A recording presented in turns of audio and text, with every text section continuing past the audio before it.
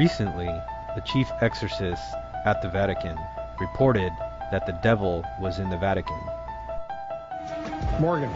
Wolf, Reverend Gabriele Amorth made headlines around the world recently when he said the devil was present in the Vatican. You're talking about something very real, aren't you? Certo, realissima. Dico, se credete al Vangelo, credete all'esistenza del demonio. Absolutely, very real. As to the devil's presence in the Vatican, he says that's no surprise. He once had to perform an exorcism on another exorcist. The first thing we need to do if we're going to find out if the devil is at the Vatican is take a tour underneath the Vatican. As we arrive underneath the Vatican, we see that it is laid out in a number of rooms marked by letters, as we could see in this aerial view map. Now we will be exploring some of the rooms in this map. Let's start off by looking in room C here. As we look into the room, we see that this is a mausoleum of a Lucius Tullius Zethus. The Vatican goes on and explains that this room was used for offerings to the dead. We read, "View of the north wall and mosaic floor. In the corners of the mosaic floor there are 8 marble squares with circular holes through which offerings to the dead were poured during the funeral rites carried out in the burial chamber." So here we have a room where offerings are done to the dead. That's pretty common in Catholicism. Now if we look in the next room, room E, so here in this room they have a vase which has the image of a Medusa. So here underneath the Vatican we have a Medusa. Again, we ask ourselves the question, this is a vase, but yet it's kept underneath the Vatican. This could have easily been removed. If the Vatican was a holy church, you would think that they would have done this. You think underneath the Vatican they would have things that are sacred to Christ and not foreign gods, not idols and images of foreign gods.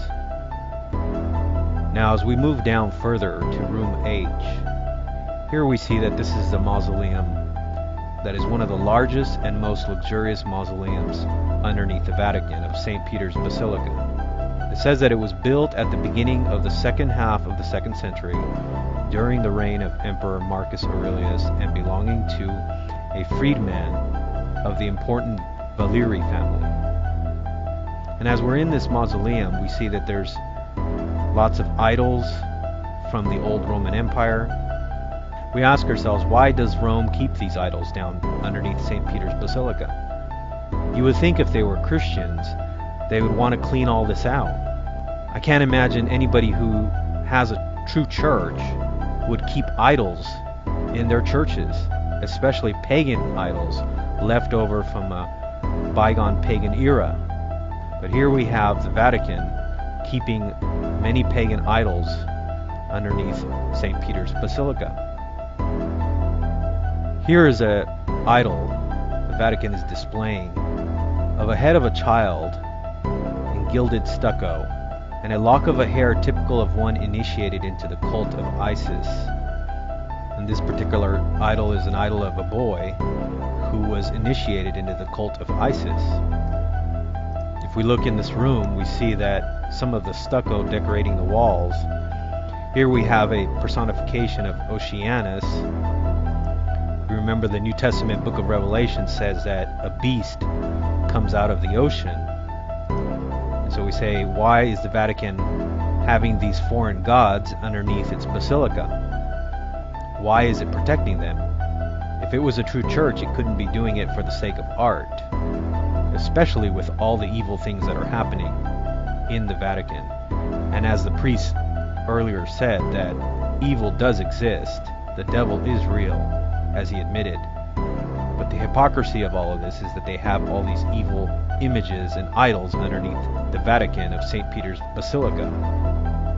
We also see 2 figures of genuses with bat wings also portrayed on the walls. Again, this is supposed to be a holy church and a holy place. Now this is supposedly all there for many, many years.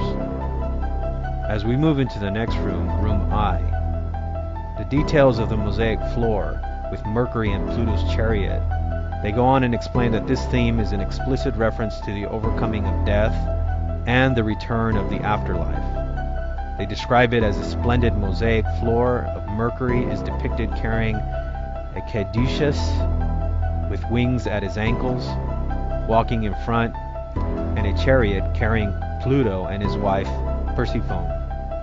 So here we have all these Roman gods underneath the Vatican, images of foreign gods. Well, as we move to the next room, we find out why they keep all these idols down there in these images. As we move to room U, here we find the shock of all shocks. Here on the wall, it says there is a depiction of Lucifer, that is, the light bearer, the morning star. On the opposite of the wall, there is a drawing of Vesper, the evening star, cosmic symbol of the human life cycle. We find out that when we get to room U, here we have a clear depiction of Lucifer underneath the Vatican at St. Peter's Basilica. We ask ourselves, why are they keeping this image of Lucifer underneath the Vatican? Again, you would think if you're a Christian church, you would not want to have any of these images.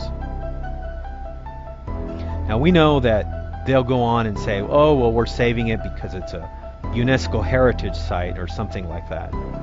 This is always their excuse, saving it for the sake of art.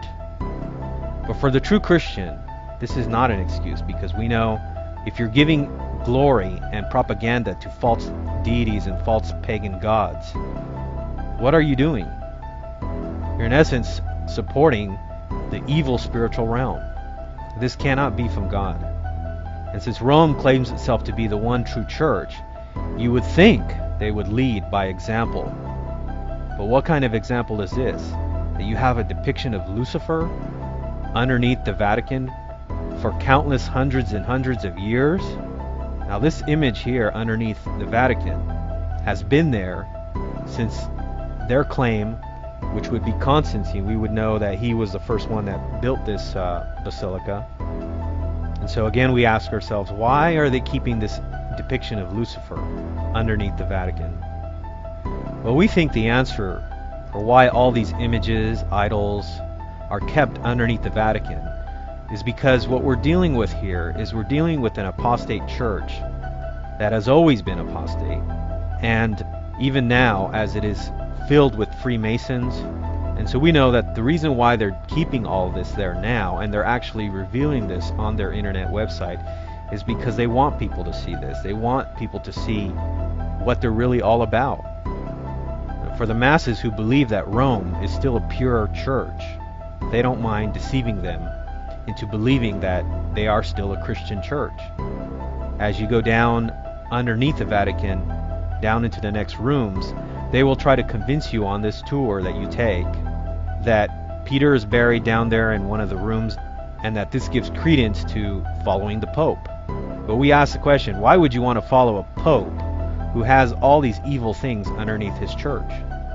It's very clear by this depiction of Lucifer that the devil is in the Vatican. He's hidden way down underneath the Vatican at St. Peter's Basilica. Now, if you are a Catholic and you are watching this video, we want to encourage you to come out of that church. As you can see from these images and these idols that are kept underneath your church, we would hope that you would soberly think about these things and ask yourself the question, if my church is a true church, why is it promoting these things? Why does it even want people to see these things? We would hope that you would hear the exhortation of Revelation 18, verse 4, where it says, "And I heard another voice from heaven saying, 'Come out of her, my people, that you may not participate in her sins, and that you may not receive of her plagues. For her sins have piled up as high as heaven, and God has remembered her iniquities.'" And we can also imagine what kind of things are done down there underneath the Vatican in secret when people aren't looking. And we want to say, in closing this video, that God's judgment does sleep, and sometimes it sleeps for a long time. But when his judgment awakes, hopefully it will not be too late for you. And our prayer for you is that you would find a refuge in faith in Jesus Christ, and that you would follow him and not the false religion of Rome.